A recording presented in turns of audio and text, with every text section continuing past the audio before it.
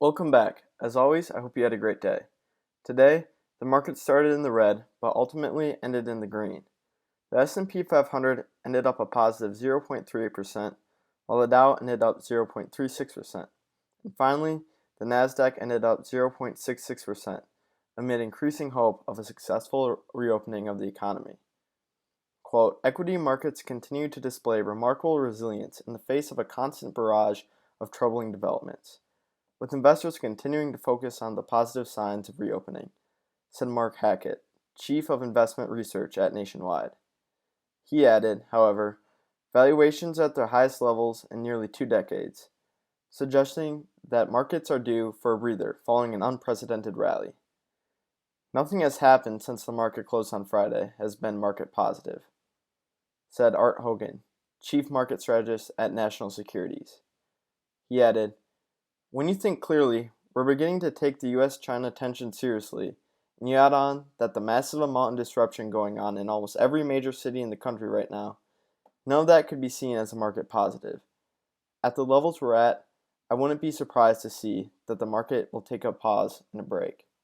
After markets closed, President Trump announced that he is willing to deploy the military if states and cities fail to put an end, or at least gain control, of the demonstrations. He said, quote, I am mobilizing all federal and local resources, civilian and military, to protect the rights of law-abiding Americans. He continued, today, I have strongly recommended to every governor to deploy the National Guard in sufficient numbers that we dominate the streets. Mayors and governors must establish an overwhelming presence until the violence is quelled.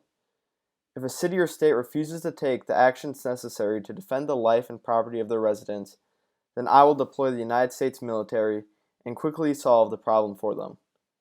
Stock market futures fell about 0.3% after these words from the president.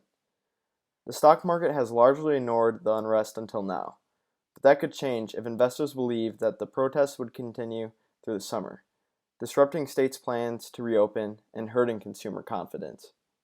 Looking at the sectors, the two losers were telecommunications and healthcare, the latter being dragged down by the poor day from Pfizer. Oil and gas led the way up, with consumer goods and financials also posting large positive days. Small and mid-cap value stocks had the best day after performing poorly at the end of last week. However, most all small and mid-cap stocks performed well today.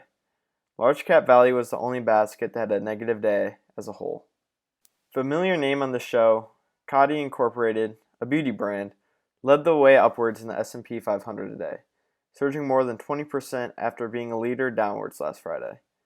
This immensely large move comes after Coty announced that they have entered into a strategic transaction with global investment firm KKR for the Coty professional and retail hair businesses, valuing each at $4.3 billion on a cash and debt-free basis.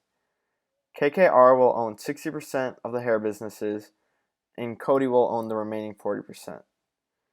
The company says that the sale of a majority interest in the hair businesses simplifies its portfolio and will allow it to focus on its core prestige and mass beauty businesses. The partnership with KKR is expected to immediately lead to deleveraging benefit for Coty.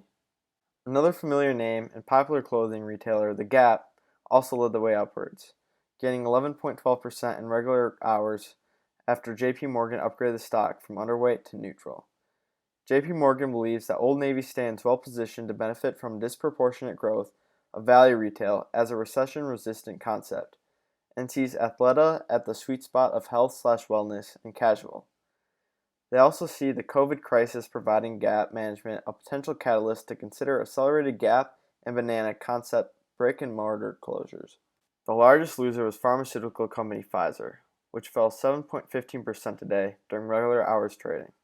This move comes after the company announced that their potential breast cancer drug is unlikely to achieve the primary endpoint of extending survival. Currently, the company looks attractive, especially as it's currently yielding near 4% on its dividend. The other biggest loser was NortonLifeLock, which is a cybersecurity company. NLock moved down 4.7% today, but the reason for the move remains unclear. No company of any particular significance announced quarterly earnings today. However, we can still take a look at some of the largest movers during after-hours trading.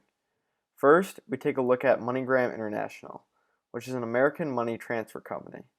After hours, they moved up more than 30% after a Bloomberg report stating that Western Union recently made a takeover offer for the rival money transfer company. Coffee company Starbucks dipped a slight 0.73% during after-hours trading after the Wall Street Journal reported that the company is considering further cutting worker hours due to reduced operations and doesn't expect sales to rebound until at least the fall. That is all that I have for today. I appreciate your time and hope you all have a fantastic night. I will see you all again tomorrow.